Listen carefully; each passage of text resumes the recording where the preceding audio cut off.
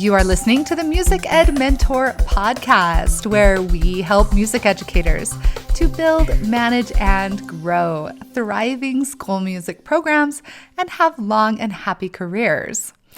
But what if you're debating a change in careers? What if your position at your school has been eliminated due to the pandemic and you can't find another teaching gig?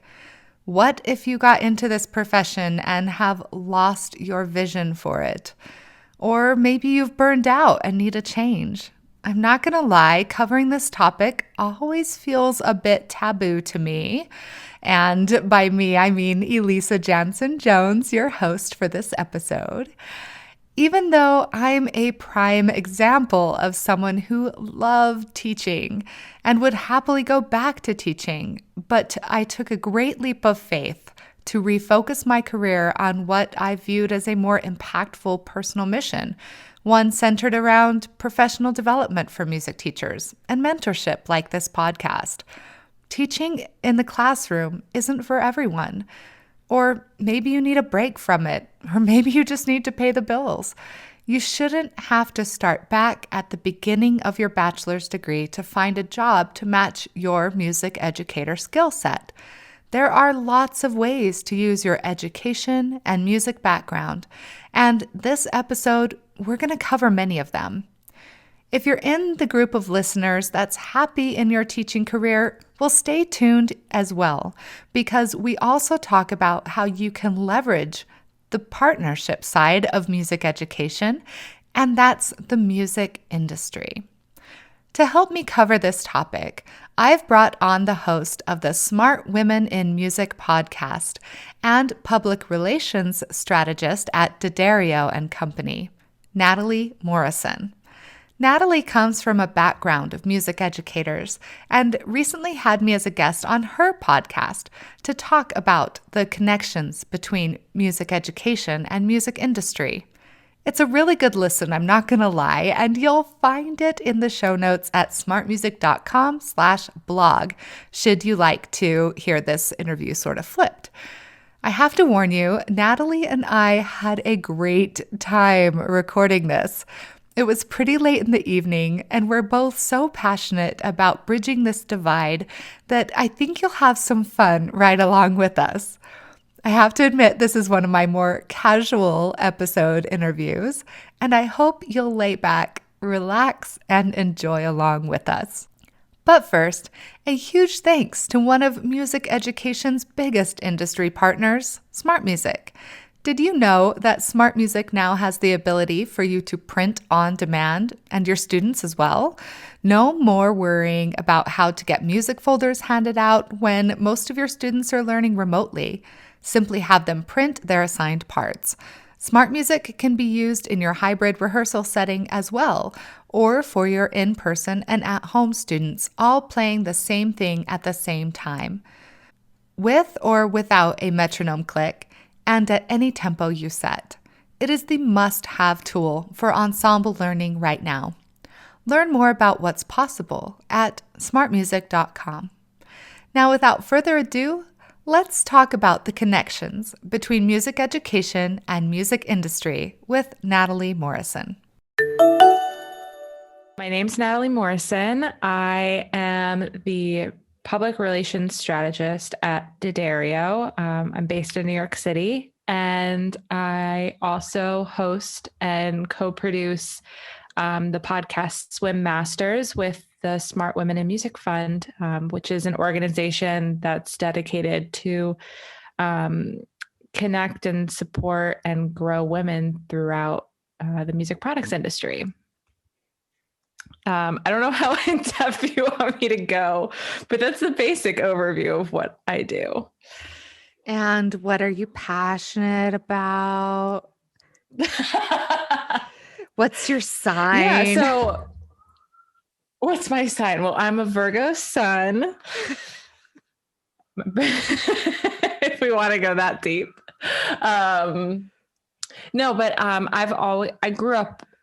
I grew up in the music industry.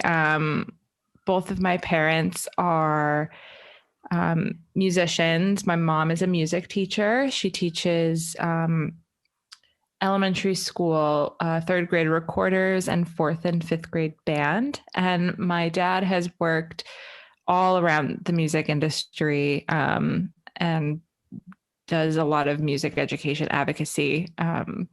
So I grew up in a very musical household, but I wasn't ever forced to pursue music as a career. I just happened to fall in love with music, as so many people do. And I played a variety of instruments growing up. I started with the piano, and then when it was third grade, when it was like third grade going into fourth grade, and we all get to choose our instruments going into fourth grade music programs. And I had just this want to play the violin. No one in my family plays a string instrument. And I just had this desire to play I was so adamant about it. I didn't even try another instrument. I was like, violin, that's mine. Let's go. And then I played the violin for a few years and was asked at a music summer camp that I went to if I would be interested in switching to the viola, because I'm a tall woman and I had the body for it, I guess. So I was like, why not? Like, going into high school, let's change it up, and fell in love with the viola. And I went to Ithaca College and studied communications, but I minored in music and pursued the viola on the side, and just really wanted to work in the music industry in some sort of capacity that wasn't performance, but wasn't teaching kids, because I don't have the patience for teaching like so many of you do, which I applaud. And I'm so grateful for all the music educators out there and just educators in general, but that's not me. So I started to look at the business side, and yeah, here I am following my dreams. That's fair. That's fair. So let's talk about a couple of different things that you just said. One being that some people get into music education, mostly, I think, because they had some incredible music teacher in their life. Fair? Fair. So they think, oh, I love my music teacher. I want to be just like he or she or them. I want to be like my music teacher. And so they decide to go into music education only to discover that it is not for them. So what do they do next? They spend all this time on a music degree. Yep. I mean, I don't know about you. It took me 6 years to get my bachelor's because I took extra classes, you guys, not because I was a bad student. I took extra classes. But, you take all this time. What opportunities are there in music industry? And are there aptitudes that align with music teaching that also work in the industry? And maybe we should start with defining what we mean by music industry. Yeah. So let's start there. So what's really fascinating about the music industry is that it's so small, but yet so big that you can do almost anything you want just within the music industry. And yeah, there are different like subsets of it. You have the recording side, which is like your mainstream music. You have the event side, and which would handle like live concerts, live music. But then there's also, and there's the education side and whatnot. But then there's the music product side, which houses all of the manufacturers and the music stores that provide the instruments, who make the instruments and then provide the instruments to the students and anyone who is interested in playing. So there's so many choices where you can decide where your interest lies. And then within those various interests, the possibilities are endless. You can go into marketing or advertising or project management. You can work at a music shop and work in sales, or also for a manufacturer, work in sales. And you can also work in product development and help design what these products look like. And also, you can work for a nonprofit and work on the advocacy side of the industry as well. So I just, the possibilities are endless. Yeah, you can find something that fits you. And as a music educator, there's a lot of crossover in the skills and aptitudes, don't you think? Yeah, definitely.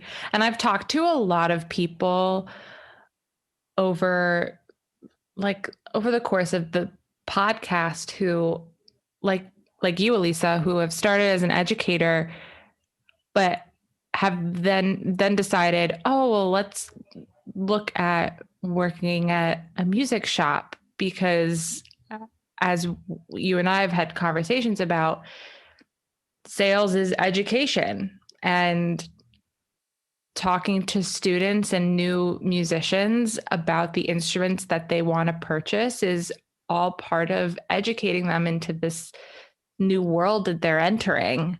So there's so many different ways that you can bring your teaching experience into the music business side of the industry.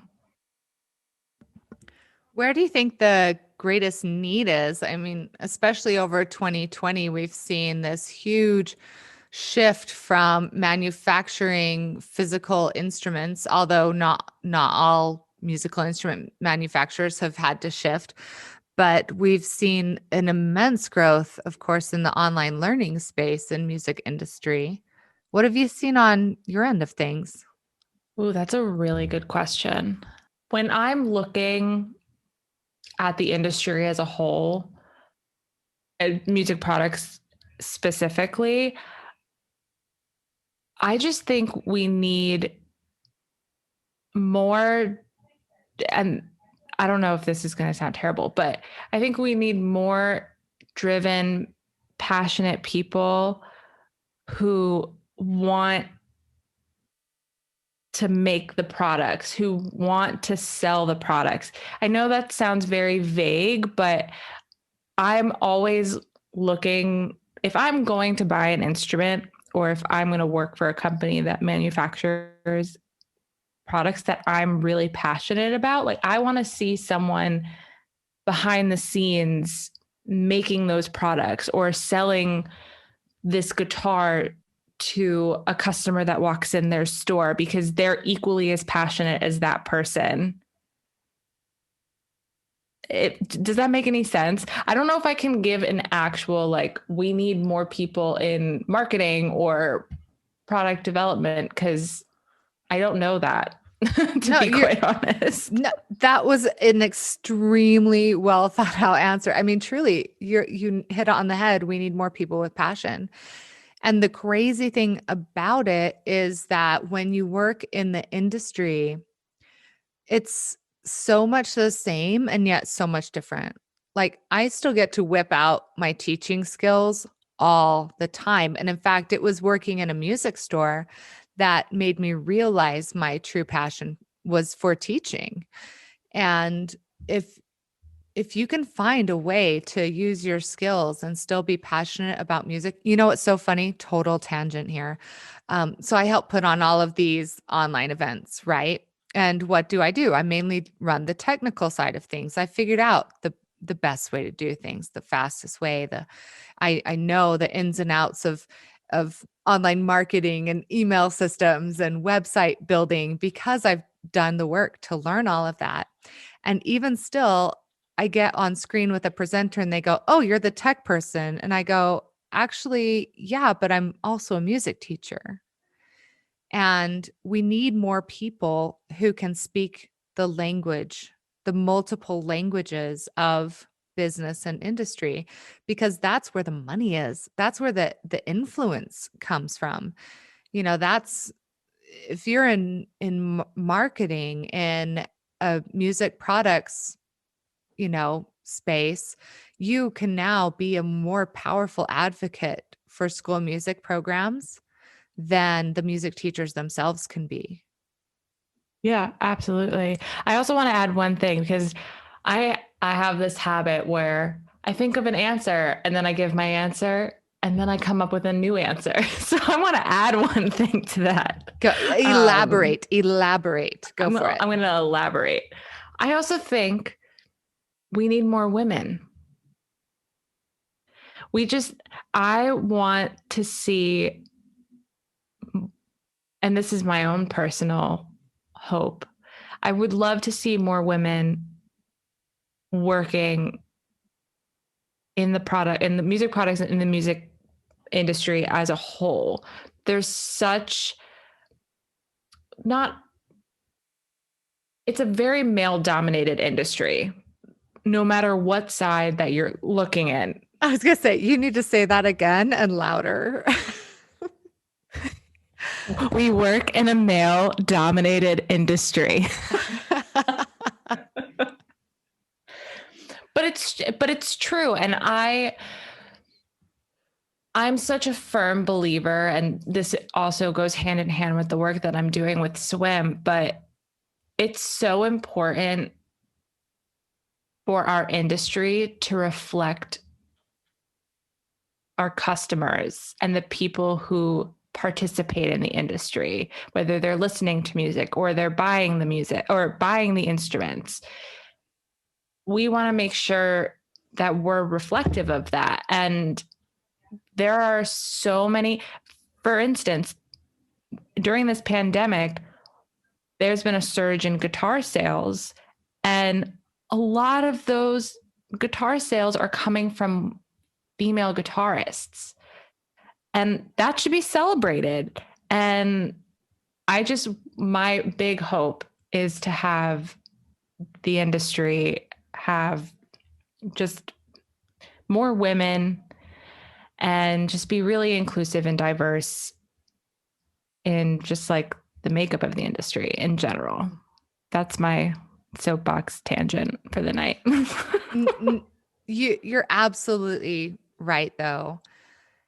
And two quick stories come to mind. A couple years ago, I founded this online conference, big surprise, called the Outdoor Women's Trail Summit or something like that. But it was geared toward educating women about the outdoors in hopes to get more women outdoors, and feeling comfortable, because there are certain issues that women specifically face when getting outside. So my dear friend and I started this, and we started going after companies to not only sponsor and help us, fund this startup campaign, but also to be influential. And we happen to live in a very outdoor centric community where there are a couple of different manufacturers of outdoor products.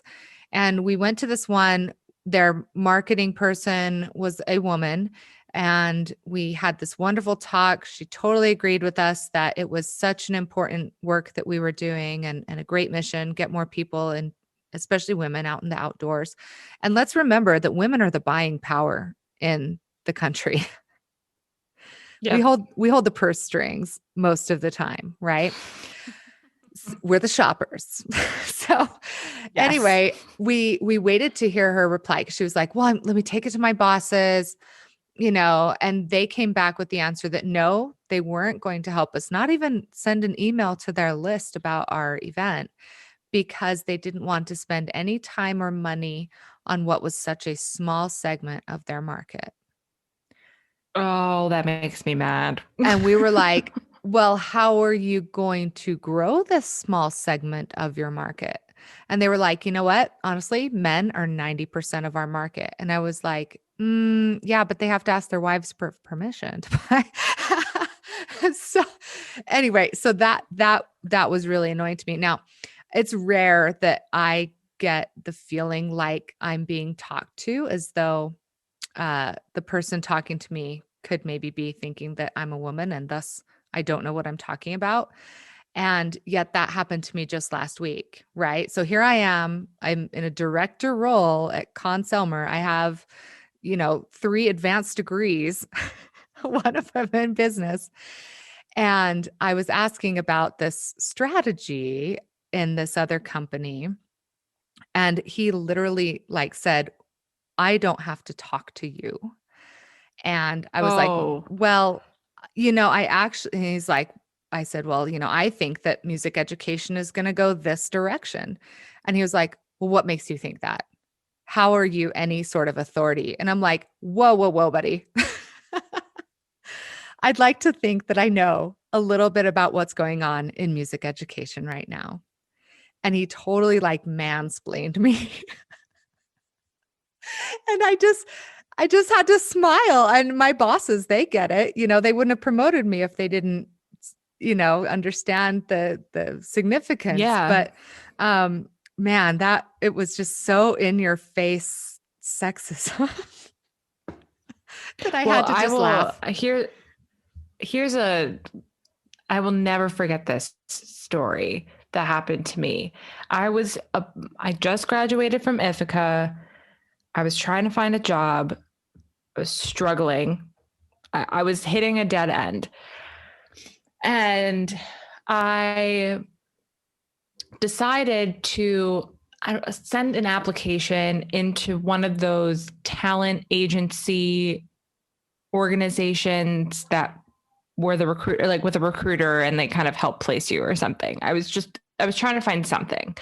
And I had a phone call with the recruiter at the time. And he was like, so like, I saw your resume, like, tell me something about you, like, kind of let me know like what you're interested in, et cetera, et cetera. And I gave him my spiel, like, of how I've always wanted to work in the music industry. It's been a dream of mine. And like, I'm really determined to find my place in the industry and just get my foot in the door. And he literally said to me, well, when you give up on that dream, give me a call, because I'm like, I wanted to work in the sports industry and I never got the chance to work in the sports industry. I just never got my foot in the door, and I just gave up, and now I'm here. So like, when you give up, like, please give me a call. What? Okay, buddy. I remember that. Literally, like, oh, Okay, go ahead. okay. No, I was just remembering we started this conversation talking about the NAM show, which every music educator should go to. Absolutely. I Yes. mean, it for me, it solidified my purpose in teaching music. And so everybody should go to the NAM show. But my first time going, I was in my early 20s. So I look young for my own age anyway now, but even then I must have looked younger. But I was a manager at a music store and was a buyer. So I had some impact, or I should have.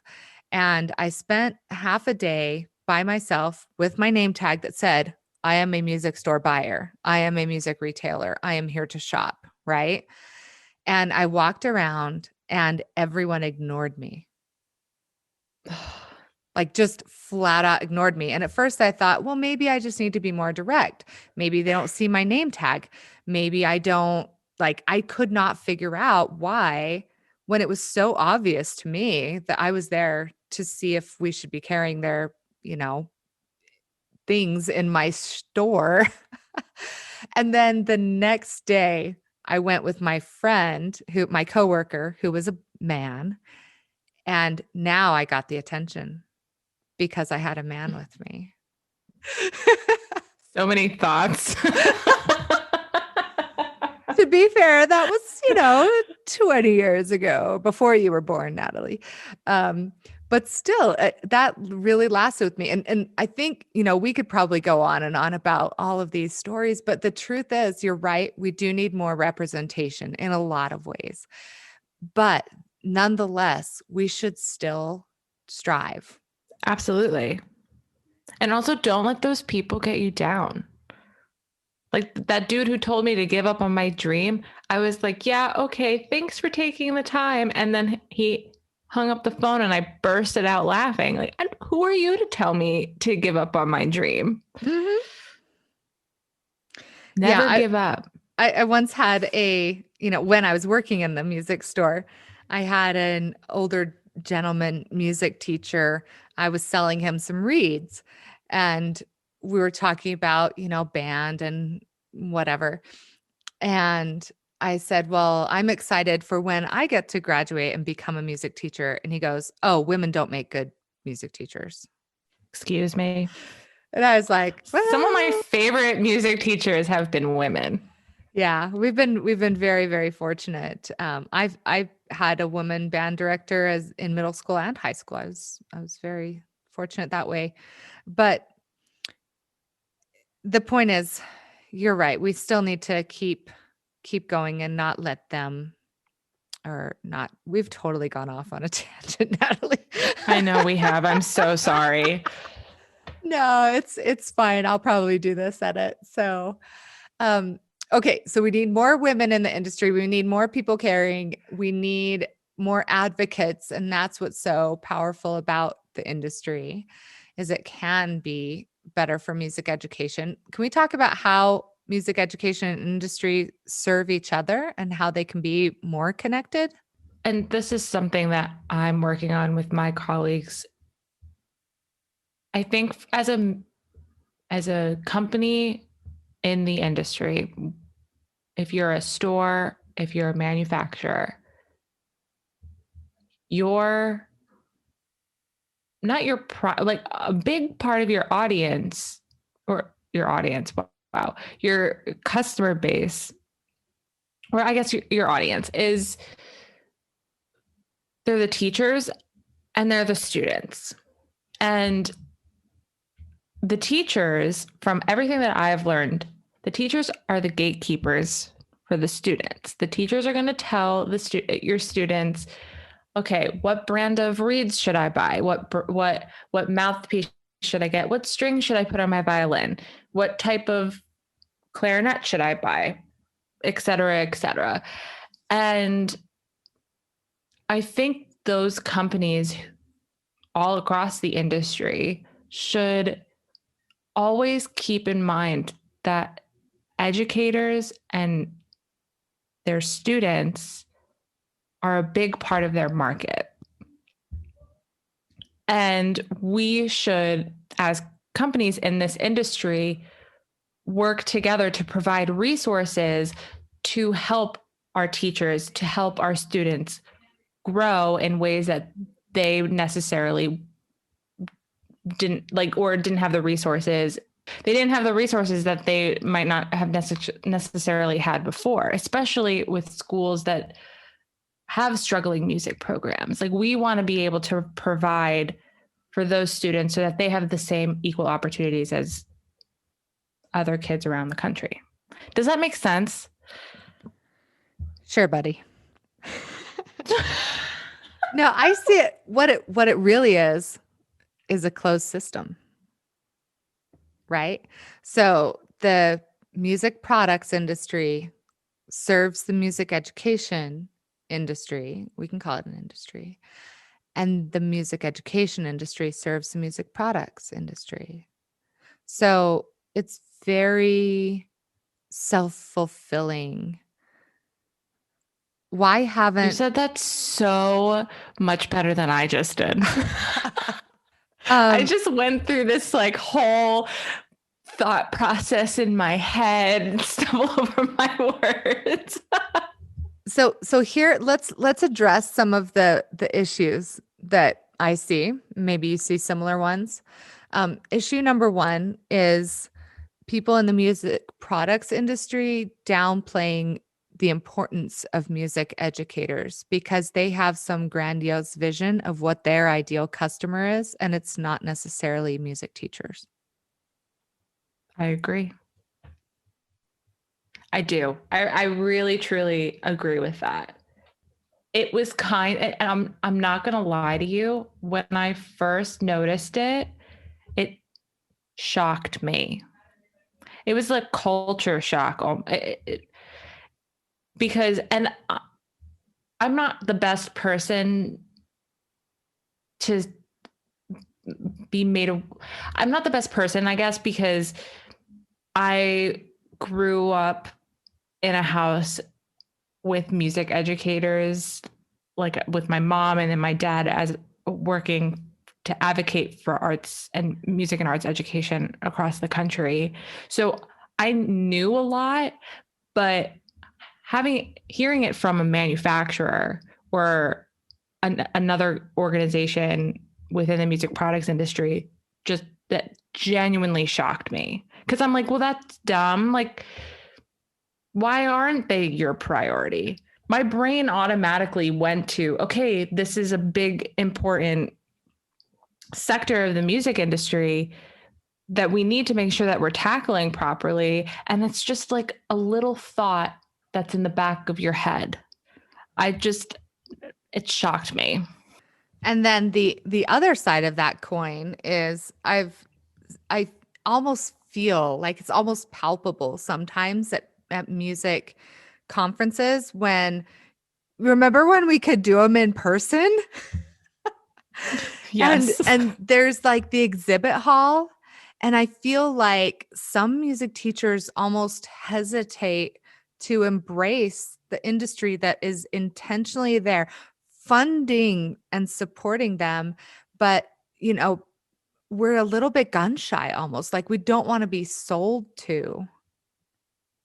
What do you say to music teachers Yeah. who are a little bit hesitant to embrace being sold to? I honestly would ask them why. Like, what is so terrifying about it? You're in, and I say this to a lot of people. It also kind of goes back, and I might be going off on another tangent, and I apologize. But it also might go. It goes back to what we were saying before of how we wholeheartedly believe that music educators should attend the NAMM show, because when are you going to be immersed in an environment where everyone there is under the same roof for the same common purpose, whether you're teaching, whether you're selling, whether you're manufacturing the products, that it's very rare.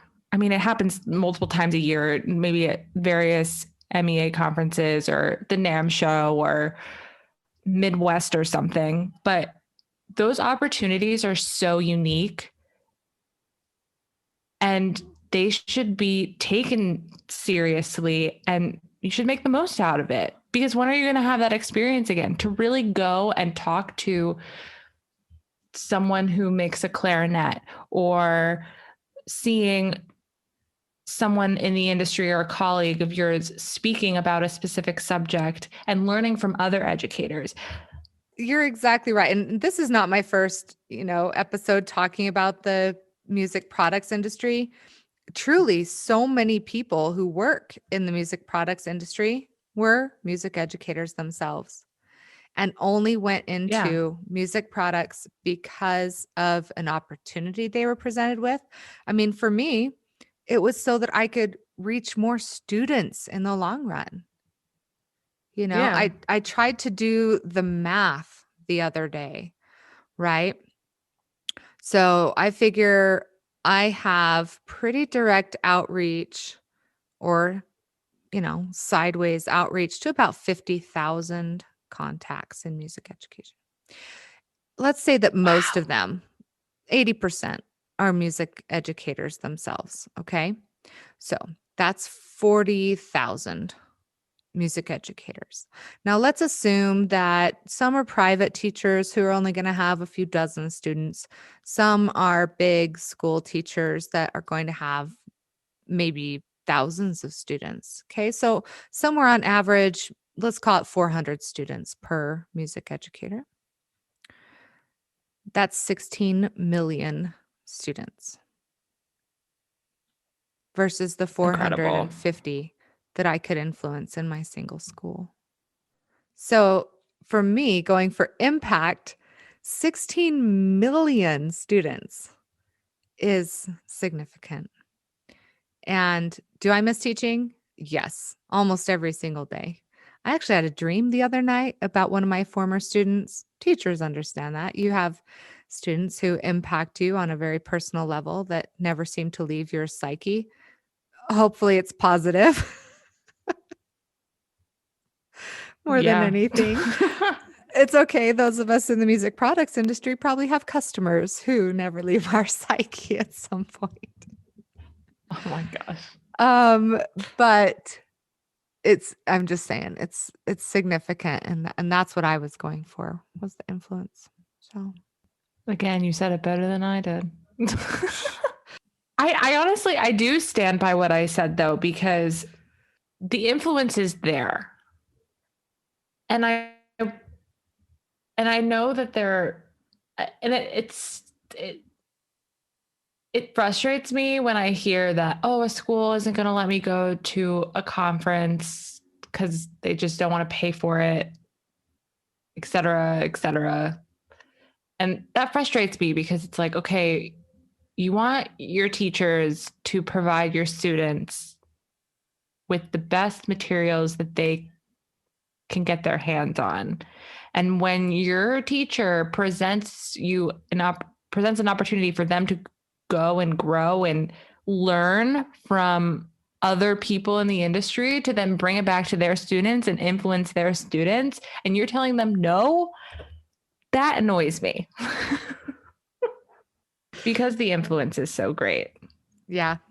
You know what I mean? Like, the conferences are there to help with that influence and to help change your students for the better. Mm-hmm. That's just my opinion. No, you're absolutely right. So I think the moral of the story, to kind of summarize what we've covered. Number one, music industry and music education support each other in a never-ending cycle of thriving. And you cannot have one without the other. And the best thing that we can do, especially now, is bond together into a music making community that's worldwide and incredibly small, but also incredibly robust and powerful. Yes. And supportive. Yes. And within this industry, we need more representation of the music makers. And that includes your important work with the Swim Masters and Smart Women in Music, of course. And as music educators, we need to see it as a partnership. We're hand in hand with them. And if you're feeling uncomfortable as a music teacher, reaching out to support from the industry, don't. Like, examine where that discomfort is coming from and then get over it. Because they're here to support. And I say this too with the work that I've been doing. If you are in need of a resource that you can't find, reach out to the companies in the music products industry who make content catered to educators. We want to be the best resource possible to help you succeed at your job. So if there is something, especially with all of this online learning because of COVID, like, we're all kind of figuring this out as we go, but the companies in the music products industry want to help you. But tell us we don't want to assume what you need help with. We want to know, like, please tell us, what do you need to do your job better? And what can we do to provide that for you? And I think that is a really great step to bridging the two industries closer together. Because if the educators are telling the companies what they need, then, and we provide that back, then it's going to just become this seamless cycle for everyone. And it's going to benefit everyone in the long run. Totally. And if you are a teacher who feels like you maybe don't want to teach anymore, maybe you need a change of perspective, a change of venue, a change of career, the music products industry is extremely fulfilling and could be an ideal place to use your skills and aptitudes in music education in a different way to support the same outcome. I hope you had as much fun listening to this conversation as we had recording it. As always, if there is a topic you'd like me to cover or a dream celebrity music teacher you'd like me to interview, you can find me on Facebook at Elisa C. Jones, or send me a Facebook message, or message me at musicedmentor.com. Thank you for spending this time with me. I know how valuable your time is, and I can't begin to express my gratitude. Remember that you can help other music teachers in need by simply sharing this episode and giving us a 5-star rating in your favorite podcast directory. It really does help teachers in need find what they're looking for. Remember to keep being yourself and expressing awesomeness everywhere you go. And keep teaching on.